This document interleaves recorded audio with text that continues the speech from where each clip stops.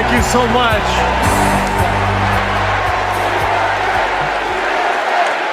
Thank you. It is so fun to be back here in the United Center. And as you guys know, a lot of good stuff has happened in this building, especially in the 90s. You young people, Google Michael Jordan and you can read all about it, okay? So there was an amazing vibe in this building back in those days, and I feel that same winning spirit here tonight. So the last time I was in a packed basketball arena was in Paris, France. 9 days ago, some of the best players on earth, 12 incredible American men, came together to win Olympic gold. And the next night, I was back in that same building watching 12 more of the best players on earth, our incredible American women, do the same thing. And I cannot think of a better metaphor for what this country is all about than the way Team USA came together at the Olympics. We had players from across our wonderful country, players who have trained and fought relentlessly, shed tears trying to beat one another throughout their careers, joining forces to wear the red, white, and blue.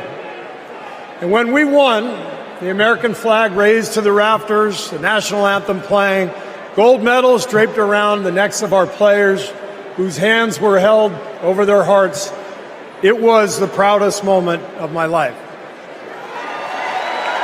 Thank you.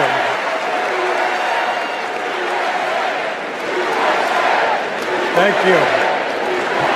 Now, I could never have imagined that a few days later I would receive an invitation to step into a different kind of arena.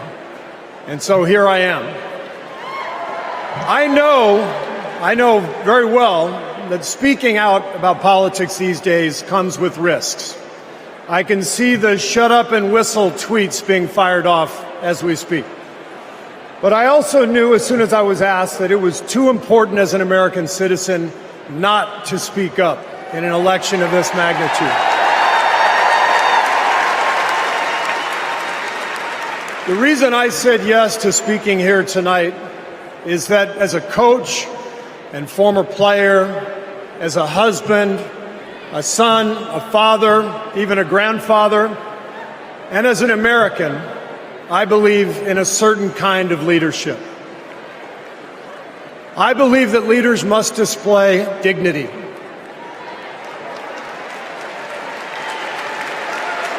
I believe that leaders must tell the truth.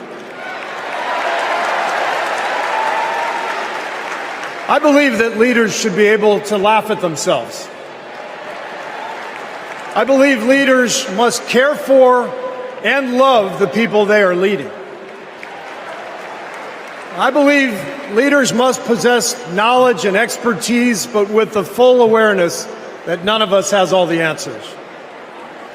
And in fact, some of the best answers often come from members of the team.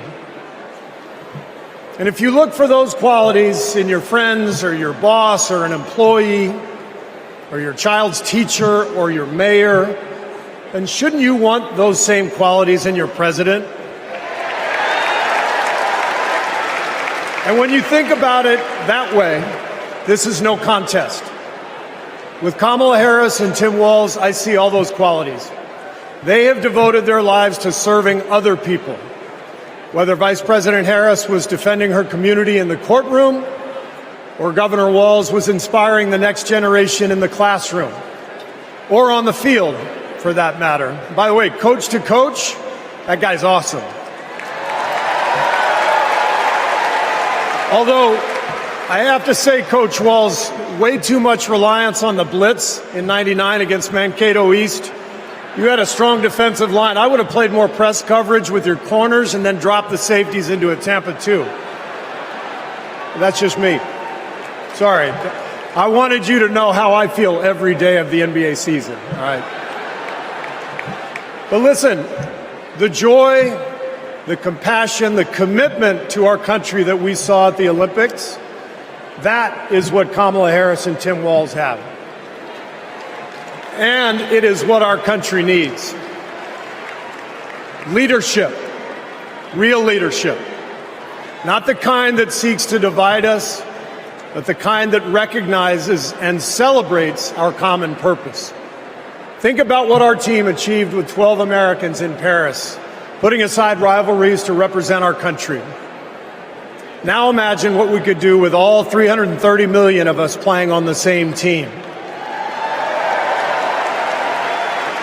Not as Democrats, not as Republicans, not as libertarians, but as Americans who know the greatness of this nation doesn't come from any one of us, but from each of us doing our part to build a more perfect union. That vision is what this campaign is all about. It's why I'm here tonight. And it's why I'll be getting out every day to help people get out and vote on November 5th and elect Kamala Harris and Tim Walz as the next president and vice president of the United States.